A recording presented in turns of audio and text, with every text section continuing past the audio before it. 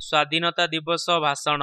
ସମ୍ମାନନୀୟ ସଭାପତି ମହୋଦୟ, ପୂଜ୍ୟ ଗୁରୁଜୀ ଓ ଗୁରୁମା ବୃନ୍ଦ ଏବଂ ମୋର ସ୍ନେହର ଛୋଟ ବଡ଼ ଭାଇ ଓ ଭଉଣୀମାନେ, ଆଜିର ଏହି ସ୍ୱାଧୀନତା ଦିବସରେ ମୋତେ କିଛି କହିବାର ସୁଯୋଗ ମିଳିଥିବାରୁ ମୁଁ ନିଜକୁ ଧନ୍ୟ ମନେ କରୁଛି।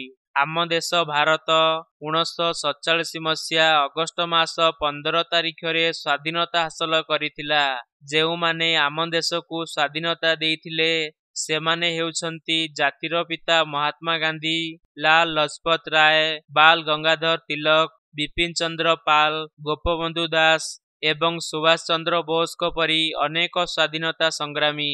ଜାତିର ପିତା ମହାତ୍ମା ଗାନ୍ଧୀ ଆହ୍ୱାନ ଦେଇଥିଲେ ଡୁ ଅର୍ ଡାଇ, ଅର୍ଥାତ୍ କର ଅବା ମର। ସେହିପରି ସୁଭାଷ ଚନ୍ଦ୍ର ବୋଷ କହୁଥିଲେ, ତୁମେ ମୋତେ ରକ୍ତ ଦିଅ, ମୁଁ ତୁମକୁ ସ୍ୱାଧୀନତା ଦେବି।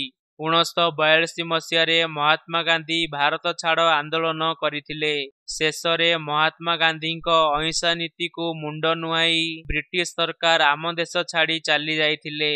1947 ମସିହା ଅଗଷ୍ଟ ମାସ 15 ତାରିଖରେ ଆମ ଦେଶ ଭାରତ ସ୍ୱାଧୀନତା ହାସଲ କରିଥିଲା।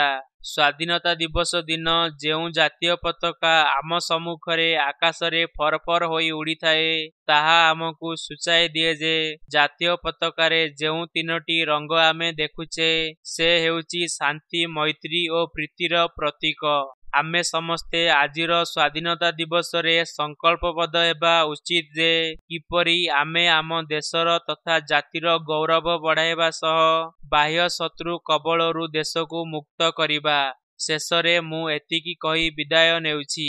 ଜୟ ହିନ୍ଦ।